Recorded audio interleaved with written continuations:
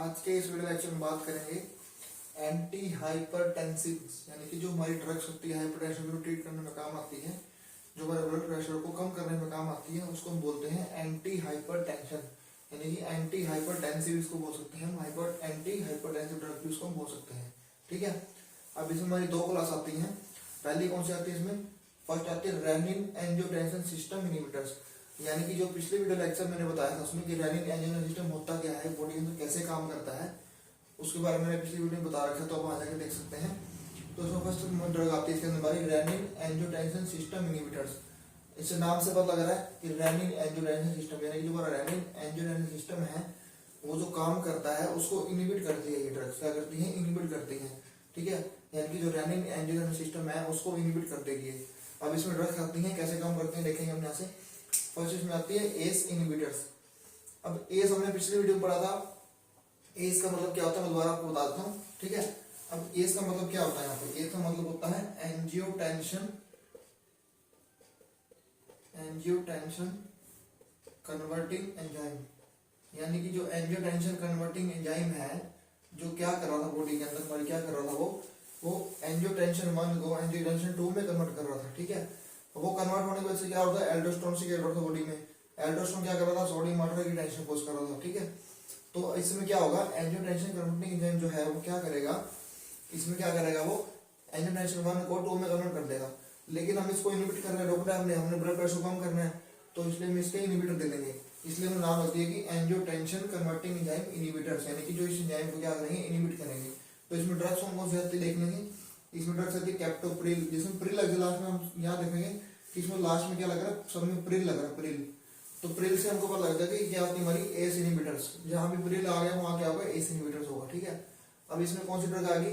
जैसे captopril, इनैलाप्रिल, ramipril, इमिडाप्रिल, lisinopril, ये सारे क्या होगी? S inhibitors. और ये कैसे काम करती है बॉडी के अंदर जाकर, कैसे काम करती है ये इस एंजाइम को ही इनहिबिट कर देगी। अब ये एंजाइम इनहिबिट हो जाए तो क्या होगा? उससे होगा क्या? अब उससे क्या होगा? हमारा एंजियोटेंशन 1 जो है वो एंजियोटेंशन 2 में कन्वर्ट होगा नहीं। कन्वर्ट नहीं होगा तो उससे क्या होगा? अब कन्वर्ट हो ही ना बॉडी का। ठीक है, कन्वर्ट नहीं होगा तो क्या होगा? एल्डोस्टेरोन नहीं बनेगा। एल्डोस्टेरोन नहीं बनेगा, सोडियम वाटर की टेंशन कोज नहीं होगी, यानी कि सोडियम जो वाटर जो हम ले रहे हैं, इलेक्ट्रोलाइट्स हम ले रहे हैं बॉडी के अंदर, वो क्या होगा? वो वापस बॉडी में रीअब्सॉर्ब होगा ही नहीं। अब रीअब्सॉर्ब नहीं होगा तो ब्लड प्रेशर बढ़ेगा नहीं। तो इसलिए रेनिन एंजियोटेंशन सिस्टम इनहिबिटर्स, इसके अंदर हम क्या करते हैं? एंजियोटेंशन कन्वर्टिंग एंजाइम इनहिबिटर्स पढ़ते हैं, जो क्या करते हैं बॉडी के अंदर जाके एंजियोटेंशन कन्वर्टिंग एंजाइम को इनहिबिट कर देते हैं। जिसकी वजह से क्या होगा? जो एंजियोटेंशन 1 है हमारा वो कन्वर्ट नहीं होगा, एंजियोटेंशन 2 में कन्वर्ट जाके वो नहीं होगा, वहां यहाँ से क्या हो जाएगा? इनहिबिट हो जाएगा। माइनस लगाने यहाँ पे, हम माइनस से यहाँ पे करते हैं, माइनस मतलब इनहिबिट को रोकेगा। ठीक है, कन्वर्ट नहीं होगा। ठीक है, तो इसमें ड्रग कौन सी? कैप्टोप्रिल, एनाप्रिल, रेजिनोप्रिल, ठीक है, और इमिडाप्रिल हमारी इसके अंदर ड्रग्स आती है। नेक्स्ट पढ़ते हैं 81 ब्लॉकर्स, एंजियोटेंशन 1 ब्लॉकर्स। ठीक है, अब एंजियोटेंशन 1 ब्लॉकर कौन सी होती है इसमें हम ध्यान देंगे कि कौन सी ड्रग होती है हमारी इसमें। ठीक है, इसको मैं रब कर रहा हूँ यहाँ से। अब देखो यहाँ पे, अब एक चीज बताता हूँ कैसे होगा। यहाँ पे क्या कह रहा है? 81 ब्लॉकर्स। अब हमने ऊपर चीज पढ़ी थी पिछली वीडियो में, पिछली वीडियो जिन्होंने नहीं देखी जाके देख सकता है, वहां मैंने पूरा मैकेनिज्म बता रखा है कि बॉडी के अंदर जो हमारा बीपी कैसे बढ़ रहा है, ब्लड प्रेशर कैसे बढ़ रहा है। ठीक है, तो इसमें अब क्या होगा?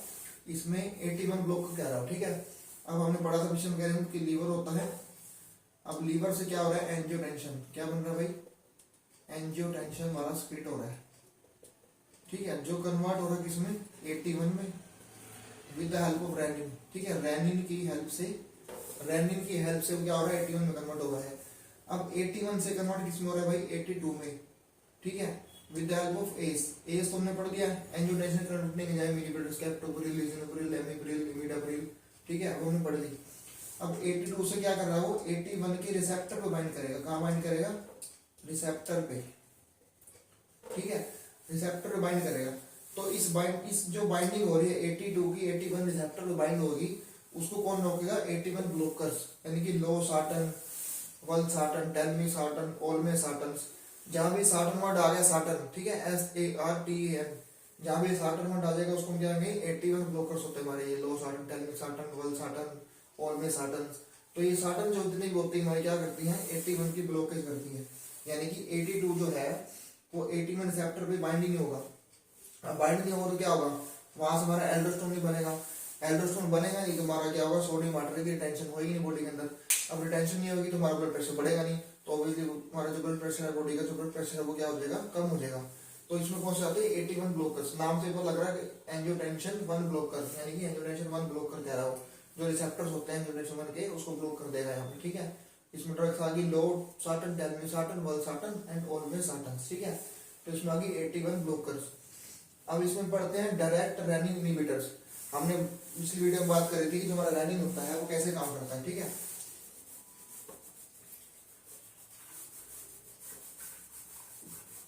अब पिछली वीडियो में हमने बात करी थी, जैसे हमारा 81 में बाइंड होगा। अब 81 में बाइंड होने पर क्या होगा, एल्डोस्टेरोन सीक्रेट होता है, ठीक, क्या होता है, एल्डोस्टेरोन, ठीक है। एल्डोस्टेरोन सीक्रेट होता है यहाँ पे, ठीक है। अब एल्डोस्टेरोन सीक्रेट में क्या हो रहा है, सोडियम वाटर की रिटेंशन को कर रहा है, क्या कर रहा है, सोडियम की और वाटर की बॉडी में क्या करेगा, रिटेंशन। अब रिटेंशन कॉज हो रही तो क्या होगा, हमारा ब्लड प्रेशर यहाँ से बढ़ जाएगा, ठीक है। अब यहाँ पे मैकेनिज्म देखिए, हमारी कौन सी ड्रग आती है लास्ट, डायरेक्ट रेनिन इनहिबिटर्स, यानी कि जो क्या करेगी, रेनिन को ही इनहिबिट कर देगी। अब रेनिन इनहिबिट हो गया तो क्या होगा, एंजियोटेंसिन जब हमारा एंजियोटेंसिन 1 में कन्वर्ट ही नहीं होगा तो फर्दर प्रोसेस तो होगी नहीं, तो ऑब्वियसली बात हमारा ब्लड प्रेशर क्या हो जाएगा, कम हो जाएगा, बॉडी का जो ब्लड प्रेशर होता है वो कम हो जाएगा, ठीक है। तो रेनिन इनहिबिटर भी दे देते हैं इसमें, डायरेक्ट रेनिन इनहिबिटर्स, नाम से पता लगा कि डायरेक्ट रेनिन, ठीक है, डायरेक्ट रेनिन इनहिबिटर, यानी कि इसको जो इनहिबिट करे, ठीक है। डायरेक्ट रेनिन को इनहिबिट कर देगी, उससे क्या होगा, अब 81 में कन्वर्ट नहीं होगा, 82 में भी नहीं होगा, आगे बढ़ते प्रेस होगी नहीं, तो क्या करेगा, डायरेक्ट रेनिन इनहिबिटर इसको इनहिबिट कर देगा। अब इसमें ड्रग्स कौन सी आती है, जो डायरेक्ट रेनिन इनहिबिटर है उसमें क्या होगा, उसमें ड्रग कौन सी आएगी हमारी, इसमें ड्रग आएगी हमारी एलिस्कायरैन, ALI, ठीक है, एलिस्कायरैन, इसको हम दो बार में लिख सकते हैं, एलिस और कायरैन, ठीक है। तो एलिस्कायरैन इसके अंदर ड्रग होती है जो क्या करती है, डायरेक्ट रेनिन को ही इनहिबिट कर देती है, जिसकी वजह से क्या होगा, हमारी बॉडी में ब्लड प्रेशर बढ़ेगा नहीं, उसको नीचे कर देगी। एंटी हाइपरटेंसिव ड्रग हमारी यही होती है कि जो ब्लड प्रेशर को कम करती है बॉडी में, ठीक है। अब इसमें ड्रग पढ़ते हैं दूसरी, डायबिटिक्स। अब डायबिटिक्स क्या करते हैं, ठीक है, अब यहाँ से देखेंगे जो डायबिटिक्स है वो बॉडी में कैसे काम कर रहे हैं, ठीक है। अब ये है डायूरेटिक्स, डायूरेटिक्स। अब डायूरेटिक्स बॉडी में कैसे काम करते हैं भाई, डायूरेटिक्स ऐसे काम करते हैं, डायबिटिक्स क्या करते हैं, यूरिन के जो हमारा एक्सक्रीशन है उसको बढ़ा देते हैं, इंक्रीज यूरिन एक्सक्रीशन, यानी कि यूरिन को बाहर निकालना, ठीक है, यूरिन को बाहर निकालना। यूरिन की एक्सक्रीशन को जो बढ़ा देते हैं वो होते हैं डाययूरेटिक्स, जो क्या करते हैं, जितने भी हमारे बॉडी के अंदर सोडियम होता है, वाटर होता है, सॉल्ट होता है, इलेक्ट्रोलाइट्स होते हैं, उसको क्या करती है, उसकी एक्सक्रीशन को बढ़ा देती है बॉडी के अंदर, उसको वापस में रीअब्जॉर्ब होने देती है। अब हमने एक चीज पढ़ी थी, हाइपरटेंशन में क्या होता है, जब भी हम क्या करते हैं, बहुत ज्यादा सॉल्ट इंटेक करते हैं, अगर सॉल्ट हमारे बॉडी के अंदर ज्यादा होगा, ठीक है, तो हमारा ब्लड प्रेशर बढ़ेगा ही बढ़ेगा, क्योंकि सोडियम हमारे बॉडी के अंदर ज्यादा हो गया, ठीक है। तो इसलिए डायबिटिक्स देते हैं ताकि वो बॉडी के अंदर वापस रीअब्जॉर्ब ना हो, रीअब्जॉर्ब होगा नहीं, क्या होगा, बॉडी में से जो हमारी यूरिन है उसके थ्रू निकल जाएगा, हमारा जो इलेक्ट्रोलाइट्स होते हैं यूरिन के थ्रू निकल जाते हैं, ठीक है।